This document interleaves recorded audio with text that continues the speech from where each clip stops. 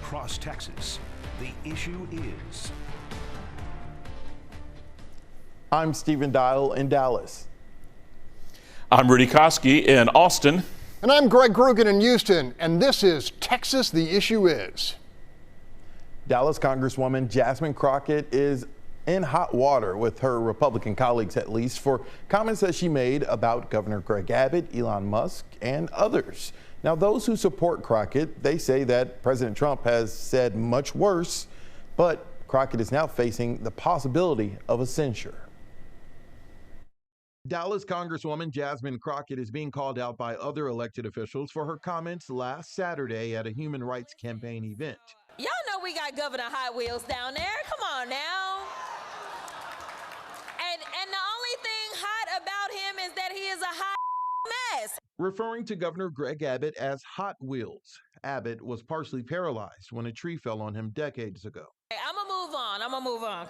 Multiple Texas lawmakers took to social media to condemn Crockett for her remarks. Texas Senator John Cornyn saying, quote, "Crockett's comments are disgraceful. Can you imagine if a Republican said something like this? It would be on the front page of the New York Times and all over CNN." I spoke to Crockett Tuesday. She had this to say, quote, "I said that he was a hot expletive mess, referencing his terrible policies. Never at any time did I reference his condition. I am even more appalled that the people that unequivocally support Trump, who is known for racially insensitive nicknames and mocking the uniquely abled, are outraged. Keep this energy up for all people, not just your political adversaries." Governor Abbott had this to say in response to Crockett's remarks. Is another day and another disaster by the Democrats. The reality is they have no vision, no policy. They have nothing to sell but hate. Wednesday, Texas Congressman Randy Weber filed a censure resolution against Crockett. I would have got my mouth washed out with soap.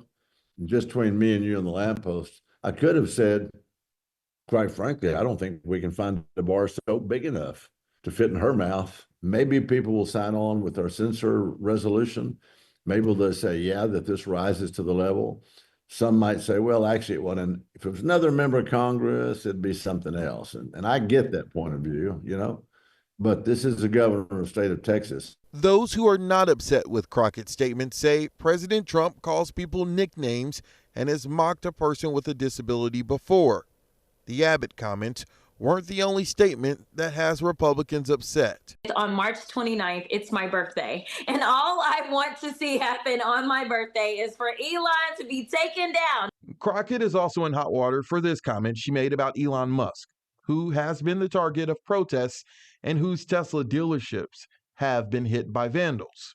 Moments after the remark, Crockett gave a clarification, saying she did not mean violence towards Musk. I'm saying that figuratively. Obviously, everything that I am promoting is nonviolent.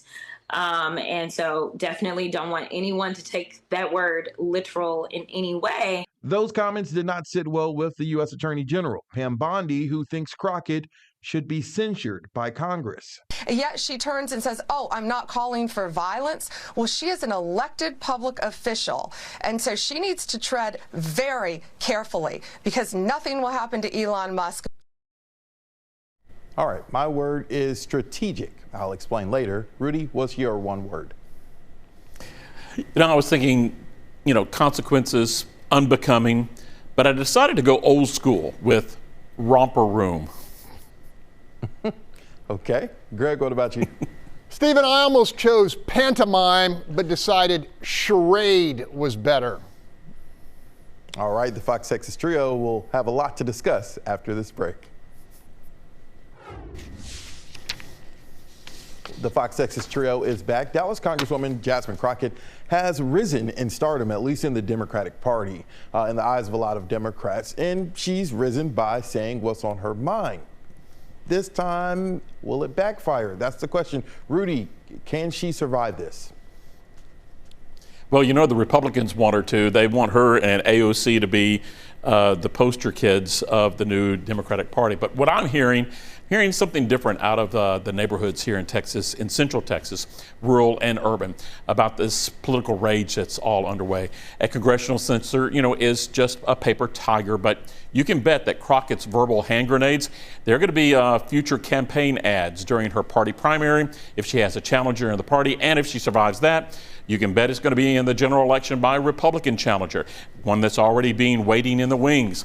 The pushback against Congresswoman Crockett and her supporters, that is real. Party loyalists seem to realize that they can't throw rocks at Trump, at what Trump says, and then turn around and spew out the same fertilizer. It's what's good for the goose. Two wrongs don't make a right. Things like that. Generally, the people who I've spoken to at the Texas Capitol, they tell me they're getting tired of all this nasty political rhetoric and hypocrisy lately, a lot of it coming from the Democrats since the November blowout, trying to figure out where they're going after that. The rage by politicians is also fueling the childish behavior and domestic terrorism by those, their followers, keying Tesla cars, even planting firebombs right here in Austin at a Tesla dealership, thinking that's going to make an effective political statement. Several top Democrats here in Austin say the younger progressives, they need to apply the grandmother test to what they say, how they act, the policies they push. If grandma says no, then don't do it. Maybe everybody should just sit down, binge watch Romper Room, which is why that was my word. What would Miss Nancy think? Greg, okay, so here we are. The comments were wrong. You should not publicly call the governor who's paralyzed the statement that she said. Now, in return, for those who want to push back, the two-time president has made a lot of comments that have offended certain groups of people. Are we seeing a double standard here? Stephen, not really. As I remember, Trump got a heaping helping of grief from folks on both sides of the aisle. What's also identical is that neither of these kabuki-worthy politicians owned up to their atrocious behavior. Look, our friend Dr. Mark Jones at Rice is absolutely convinced Crockett's constant spew of invective is totally by design, high-profile bomb throwing, clique-attracting agitation, all manufactured to raise her new profile among hyper-progressives. I say new because the authenticity of Crockett's profanity-laced outrage is certainly suspect, given her education at a shiny shoe St. Louis prep school reserved for the elite. My recollection of her time in the Texas legislature was of a feisty, articulate, and thoughtful junior lawmaker. And this week I invested some time reviewing sound bites and floor speeches from those days. My conclusion, I could barely recognize Jasmine Crockett 2.0 from the original. All right, guys, this question is for both of you. Rudy first. Are we just in a new age of politics? Someone sent me a video after the Crockett comments of then President George Bush mentioning Nancy Pelosi being the first female Speaker of the House multiple times in a State of the Union speech, and just the cordiality. Are we just past that? Is it just a different time in politics? Not saying it's right, but is this just a new time? I think that we're seeing a different type of group. Remember Ann Richards and the silver spoon, the silver foot in the mouth comment in regards to George Bush. It was a different style, different take. But certainly civility is a four-letter word now, just like compromise has become a four-letter word. But political tantrums, they're nothing new. I think what we're seeing is a case of politicians, young and old, with no filters, mimicking the antics of Donald Trump, seeing that, he's made a lot of headway with that. Some analysts even claim that, all this outrage left and right is just a reflection of the frustration that's being felt right now in the general population. I think that there's a lot of traction to that, Stephen. Greg, you have the last word. All right, political across-the-aisle hostility has fully metastasized to such a toxic level that if you're not constantly and personally trash-talking the other side, the most vehement members of your own party start questioning your commitment, creating a snowball effect where even those disinclined to feel compelled to engage in the incivility, well, they do it anyway. My opinion as a citizen, it's worse than just counterproductive. It's corrosive for our wounded democracy. Compromise has not just fallen out of favor, it's practically been forbidden, and that's not good for anyone. When we come back, Tariffs 101 for Texans, so stick around.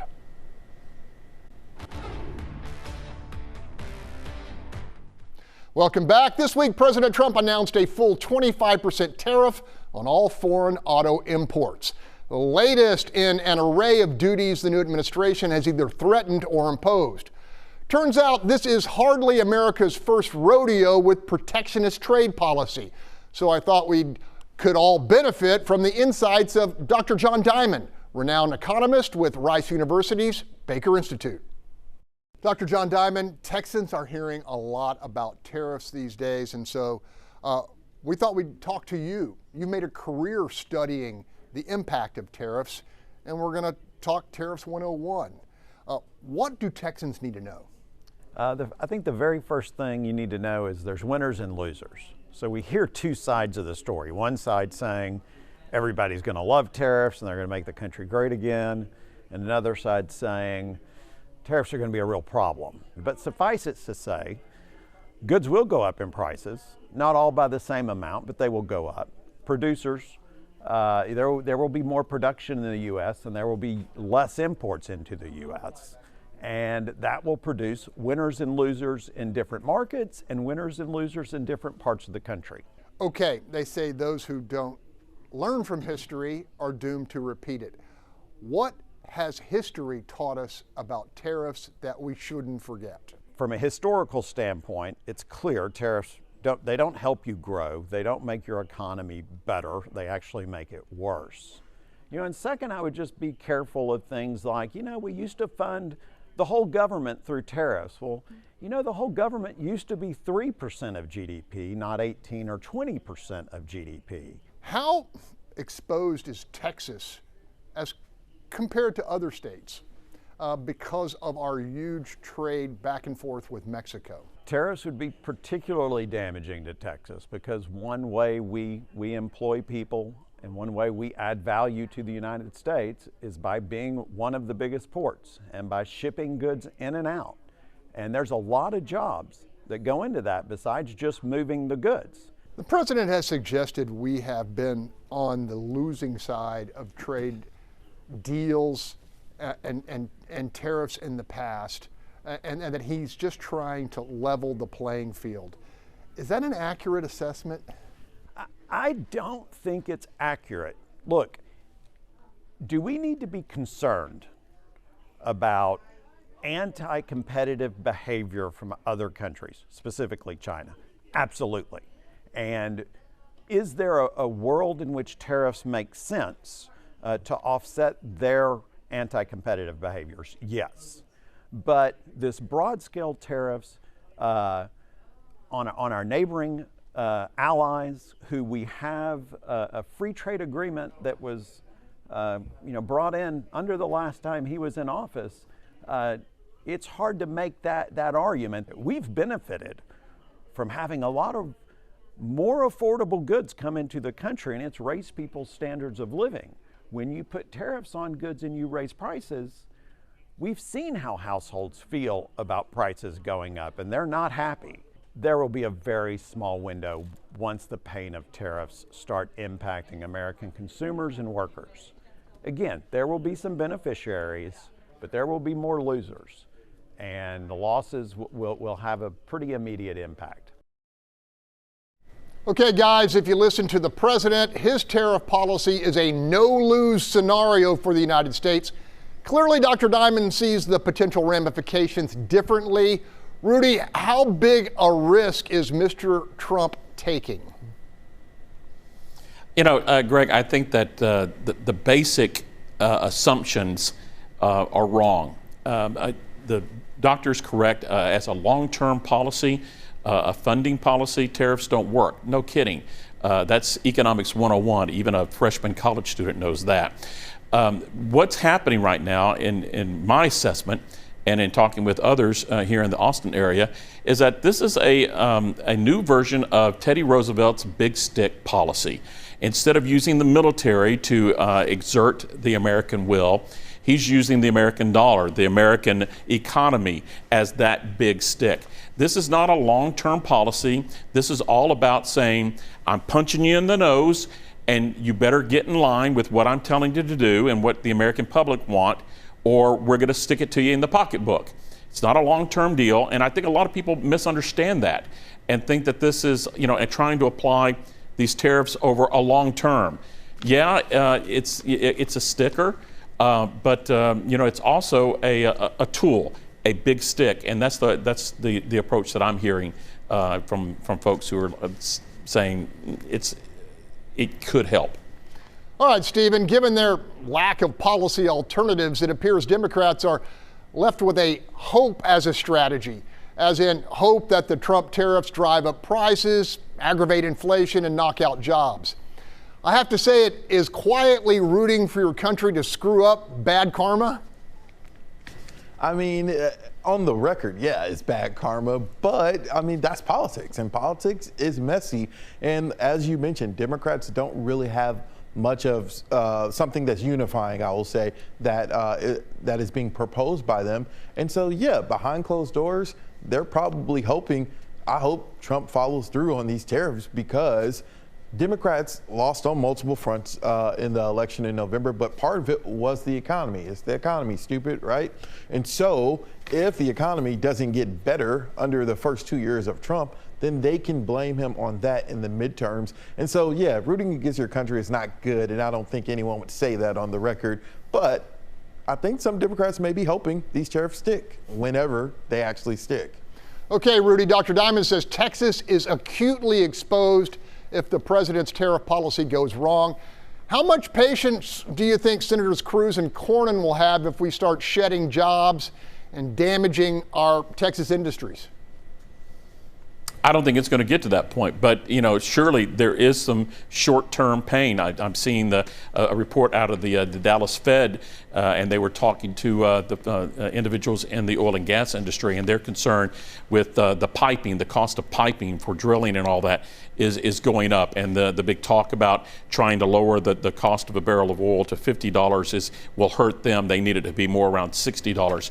I think that there's going to be some short-term pain, but I don't think, again, this is a big stick policy. This isn't a long-term policy, and I think once people start realizing that and debating it along this line and seeing that this is nothing more than Teddy Roosevelt 2.0 with that Trump's trying to do instead of using the military, I think they'll understand that. Quickly, Stephen, Dr. Diamond reminded us that by slapping Mexico and Canada with fresh tariffs, he's pretty much trashing the free trade agreement his administration negotiated in the first term. Yeah, right now, this is just flashy, and I agree with what Rudy is saying. This is a big threat showing your power, and none of these have stuck yet, and so we'll have to wait and see what really sticks. All right, we have a lot of other issues to deal with, and we'll be back in a moment to deal with some of those after this break.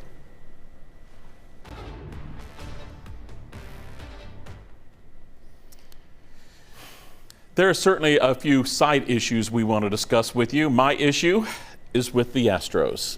Opening day was Thursday, and that great experiment with Jose Altuve in left field, that's now underway. For me, this seems like a hold my beer moment, a response to the mind-boggling trade that the Dallas Mavericks made earlier this year, sending Luka to the Lakers. So instead of sending Jose to the Texas Rangers, we're sending him to left field with Bob Uecker. All right, that's my issue. I'm really hoping that this works out. Stephen, what's your issue? Okay, my issue, in the spirit of baseball, I got to put on this Rangers hat if you guys can't see me. Opening day was this week, right? Y'all know my NL team is the Atlanta Braves, but I'm starting to like the Rangers, at least for the American League. So I'll throw a little shade to our friends to the south. But I also want to give a shout out to TCU's Haley Van Lith. She came out this week in a vulnerable moment talking about her battle with depression and mental health. And I talked to her before they left for Alabama for their Sweet 16 game, the first Sweet 16 in TCU women's basketball history. And she said hopefully she can use her platform to help someone. So I just want to give a shout out to Haley Van Lith. Greg? All right, my issue is signal. Here in Harris County, we hammered the county judge and her people for conducting public business on an encrypted app that leaves no record. Now, we find out that the Republicans and Pete Hegseth are conducting what are classified conversations on the same commercially available encrypted app. Well, maybe that's okay, but maybe not, because guess what? There's no record there either, only because there was a journalist mistakenly put on the list. The bottom line here is, even in classified operations, there needs to be a record to review in case somebody screw up, in case somebody needed to learn a lesson, in case others can learn from the past. And I just don't think this is the way we should be operating our government. So I got a big problem with Signal and its use in any level of government. Rudy, I'm sure you have another issue. Well, you know, I kind of agree with Greg, and right now, you got to be transparent, and you got to just let everything play out as it plays out. The administration just needs to go ahead and move on, admit they made a mistake. If there was a leak, if this was intentional, get that out early on. Otherwise, let's move on. There are a lot of other issues to deal with, especially if what's going to happen with the Ranger-Astro game that's coming up. Yeah, right, Stephen? I'm fighting my worst instincts right now because Bad Greg wants Bregman to go about 0 for 40 for the Boston Red Sox. But good Greg should say, hey, you know, let bygones be bygones. And he's gone. All right, guys. Painful. Well, that's all the time we... All right, guys. Well, that's all the time we have. To see this episode or any of our past ones, go to our station's YouTube channel. And keep the conversation going on social media.